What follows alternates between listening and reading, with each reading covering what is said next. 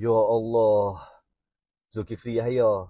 Hang tu setiap usaha politik kepada Menteri Besar. Setiap usaha politik kepada Menteri Besar ni adalah bayangan kepada Menteri Besar. Hang buat posting apa ni, Zoya?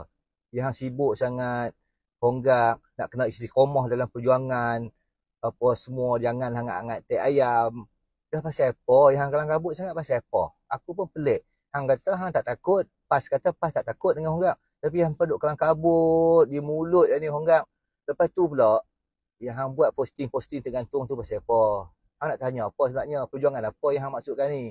Honggang bukan individu untuk pengetahuan hang, Zulkifli Yahya. Honggang adalah sekretariat yang mana dalam Honggang ni, dalam sekretariat ni ada 7 NGO.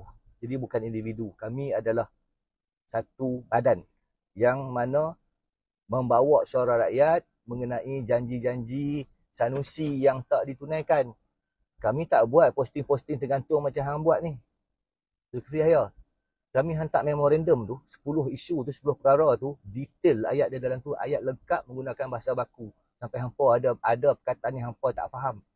Tapi yang hang ni, aduh, biar ruai sudahlah tiktokers yang merapu macam ni. Tapi hang tu, sebagai setiausaha politik yang hampa buat komen tergantung macam ni, untuk apa hang nak buat apa? Hampa bolehlah duk cerita perjuangan dalam PAS. Perjuangan apa? Perjuangan menipu rakyat. Itulah perjuangan hampa. Kami tak. Kami adalah Sekretariat Suara Anak Kedah yang membawa isu-isu rakyat, yang mana janji-janji tersebut telah dibuat oleh Sanusi dan Sanusi haram tak boleh nak tunaikan janji. Jadi yang patutnya istiqomah ni Honggang ataupun Sanusi. Cuba hang fikir balik elok sebelum hang nak tulis tu. Boleh tak, Zoya? Dan lagi satu, hang tanya lah ni musim hujan, hang buat posting musim hujan, Honggang macam mana tak boleh nak jogging. Weh, Zoya, rumah aku ada treadmill. Tak semestinya kalau aku nak jogging tu, aku nak kena pergi keluar jogging dekat luar. Hujan ke, ribut ke apa pun, Zoya, aku boleh lah workout dekat rumah. Hang ni cakap apa? Hang tu kenalah jaga standard hang sebagai setiausaha politik kepada Menteri Besar. Macam aku sebut tadi, setiausaha politik ni membawa ataupun bayangan kepada Menteri Besar. Kalau macam ni lah standard hang, buat malu lah. Yang Sanusi akan ambil orang dengan hang ni pasal apa, Zoya?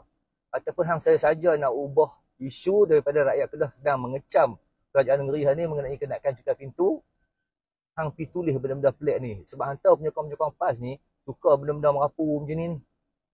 Untuk apa? Hang saja nak ubah tumpuan rakyat. Daripada kecam pasal isu kenaikan cukai pintu, hang nak kalut pasal honggak. Ke hang memang saja-saja nak mencabang untuk kami honggak pula mengenai isu kenaikan cukai pintu ni?